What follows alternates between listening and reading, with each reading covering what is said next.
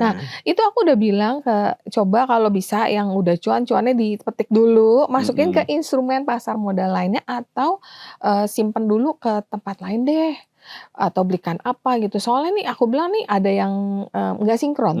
Indeks kita all time high, rupiah kita all time low. Ini berarti kan ada divergen. Divergen itu antara rupiah atau rupiah kita terlalu lemah, atau kita punya indeks ini naik terlalu cepat, apresiasinya terlalu kencang, tapi tanpa didukung oleh fundamental yang terus membaik. Nah, itu baiknya mungkin yang cuan-cuan kalian TP dulu sebagian, nanti wait and see. Malah aku masukin, sempat aku masukin cuannya itu ke reksadana pendapatan tetap, karena lebih less risk kan. Iya betul. Jadi yang high risk kita take sebagian, biar nggak compounding, kalau nggak kita makin ganas lagi tradingnya. Nah itu yang sering kita edukasi, udah tinggi ya indeks. Cuman kan kadang-kadang anak-anak muda pikir, ini mau 10.000 gitu kan, dikit lagi nih, kayaknya besok hype-nya itu loh ya nggak bisa dilawan ya kadang-kadang ya. Oh berarti kalau case-nya tadi ada ketidaksinkronan gitu, sudah harus siap kalau kenaikan itu diimbangi justru dengan jatuhnya yang cepat juga ya? Biasanya akan ada koreksi, tapi koreksinya itu seberapa dalam atau disebabkan apa, itu kita nggak tahu. Dan kapan itu akan terjadi kita nggak tahu. Oke, terus kalau di 2026 sendiri kejadian kayak gitu akan berpotensi ngulang atau justru nanti akan cukup lebih seimbang kenaikan IHSG kalau kita ngarepin ke level yang lebih tinggi?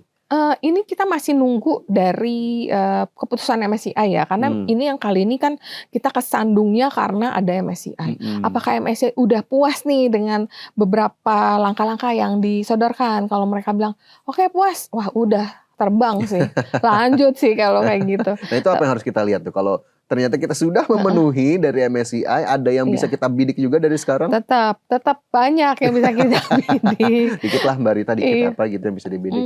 Atau yang konstituen-konstituennya MSCI ya? Iya, mungkin balik ke gini.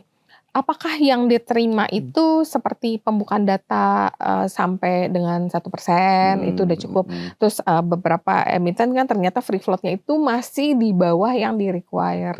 Nah biasa aku lebih cenderung beli saham yang memang secara free float tuh udah cukup. Jadi nggak perlu pusing lagi nanti mereka harus tambah free float nih gimana, kan ada batasan waktu tuh. Karena mereka harus corporate action lagi segala macam. Itu mungkin nanti. Tapi biasanya kalau yang contoh nih, yang lagi hype sekarang, Bumi, kan free float-nya udah gede banget.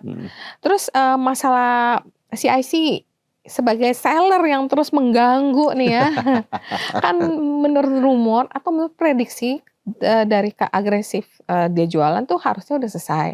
Nah menurut aku Bumi itu masih cukup menarik di luar MSCI ya, karena dia akan bertransformasi menjadi 50% batu bara dan 50% non coal. Jadi akan mencoba ke ijo, mungkin kayak dia punya emas yang wolfram itu, terus ada rumor atau udah done ya akuisisi bauksit.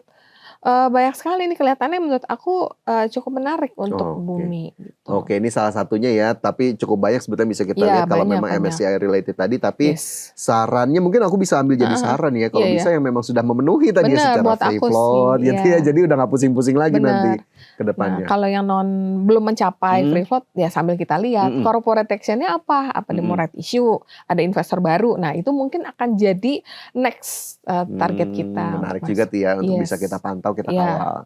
Nah kalau Mbak Rita kan pengalamannya udah panjang gitu ya. Tadi sempat ketemu klien yang panik juga di gejolak pas kemarin MSCI. Lantas kalau untuk secara umum lah yang bukannya kliennya Mbak tapi teman-teman investor di luar sana, ini tipsnya gimana nih untuk kemudian menghadapi gejolak-gejolak seperti ini? Kalau gejolak kayak gini biasanya sih ya jangan panik dulu sih. Soalnya percuma kalau panik.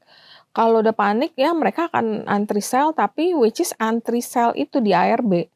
Percuma kalau antrian begitu panjang, begitu kemakan biasanya kalau ARB kebuka kan cenderung sama kan naik dulu.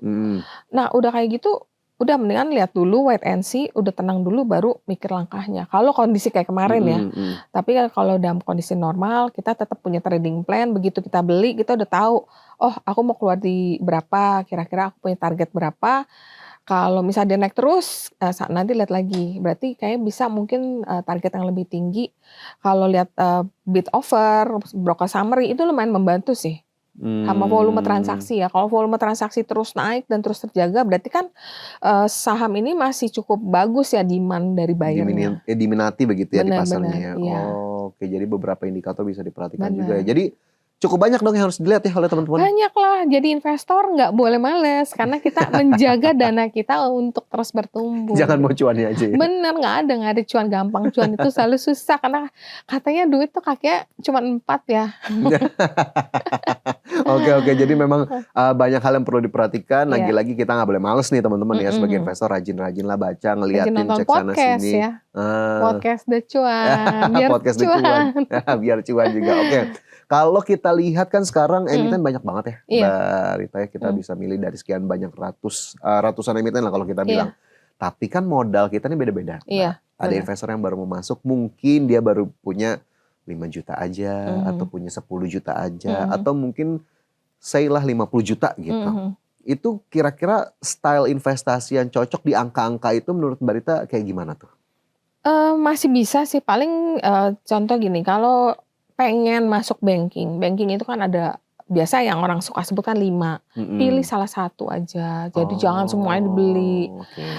Karena kalau di sektor yang sama belinya banyak, nanti sektornya terkoreksi juga koreksi bareng.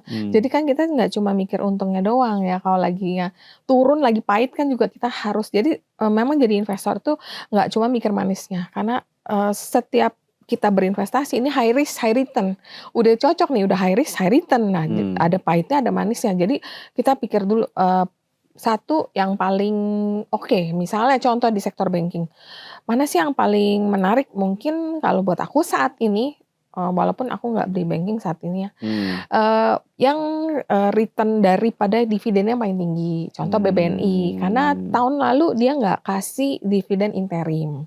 Jadi tahun ini harusnya udah full nih, paling gede. Nah itu contoh aja, 7% potensial dividen yieldnya. Ya, yang BRI kasih paling gede, tapi kan tahun lalu dia udah nyicil, udah bayar DP nih, udah kasih interim. Jadi potensi tahun ini 2026 sisa 5%. Jadi mungkin yang kayak gitu kita agak filter juga sih.